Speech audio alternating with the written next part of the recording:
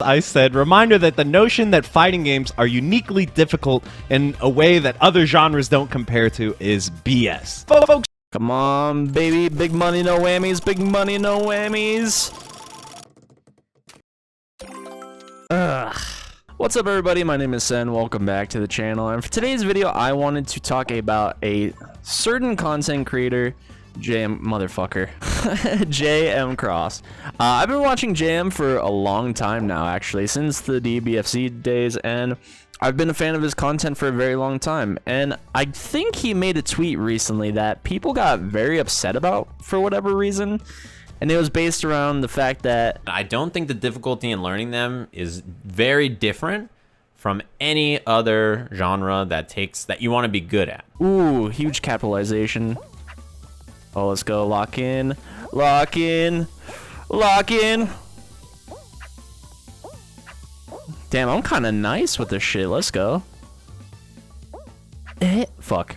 Yeah, so the tweet was relatively based around fighting games are not inherently harder to learn than any other competitive game, and I agree, obviously enough. For those of you that don't know who I am, my name is Sen. I am a fighting game player, primarily, as far as the content that I make and the games that I play.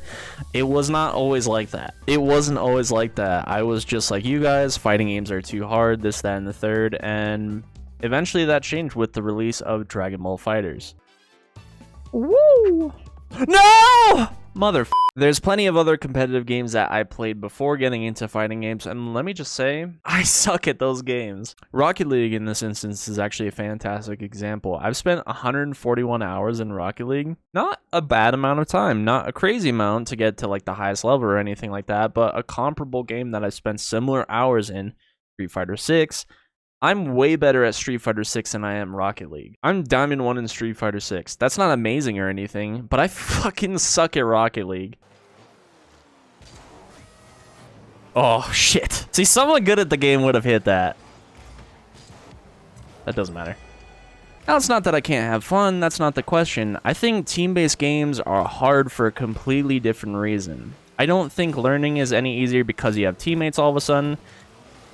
In fact, I think there's more pressure to perform because you don't have, like, you have people that you can let down in a team. What is happening?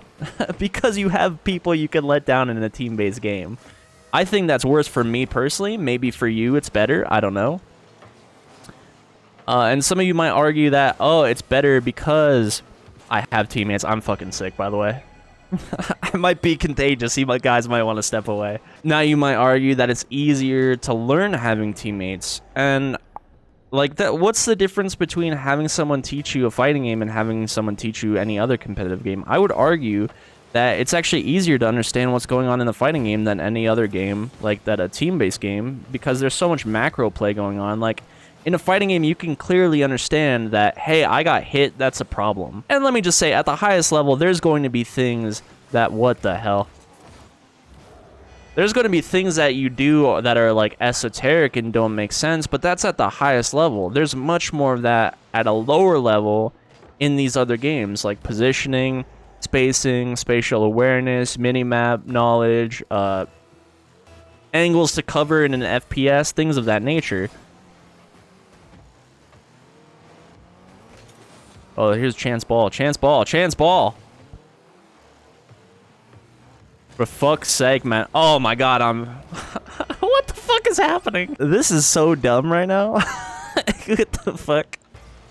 Ooh, set up, set up, set up, set up. Oh, he's got it himself. He's got it himself.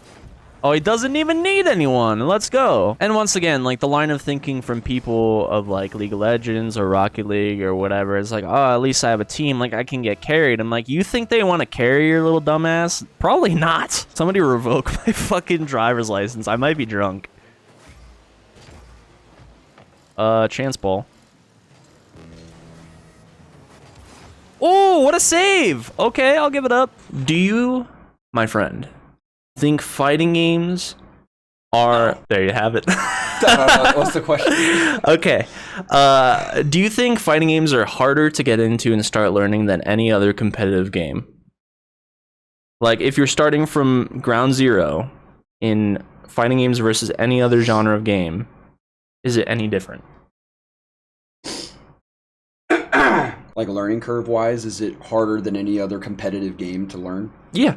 No, I don't think so. I think it's just a different learning curve because it's a completely different genre. So you can't really compare it to something like a strategy game or I don't know, like any other competitive game, just because they're vastly different in mechanics.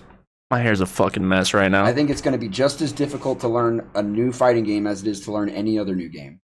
Thank you. That's all I needed to hear. He's not a fighting game player, by the way. Just putting it out there.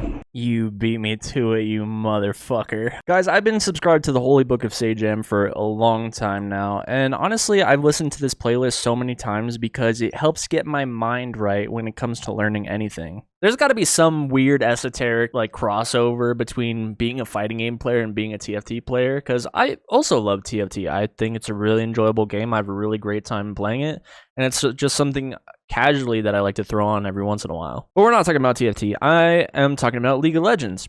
I used to play League of Legends back in the day, and let me just say I'm not good at League of Legends. I think I made it like high silver at the most, probably like silver 1 or silver 2, something like that. I think if I really gave it my all into getting better, sure I could make gold, sure I could maybe even make it beyond that potentially. Like I have friends that have spent multiple thousands of hours in League of Legends saying that like, oh, you know, fighting games aren't for me, they're too hard, I can't get into them. Like, dude, if you spent a fraction of the time you spent in League in a fighting game, you would be surprised at how good you would get. I made a video about this recently. Look no further than the Sagem Slam. They just had a little bit of coaching.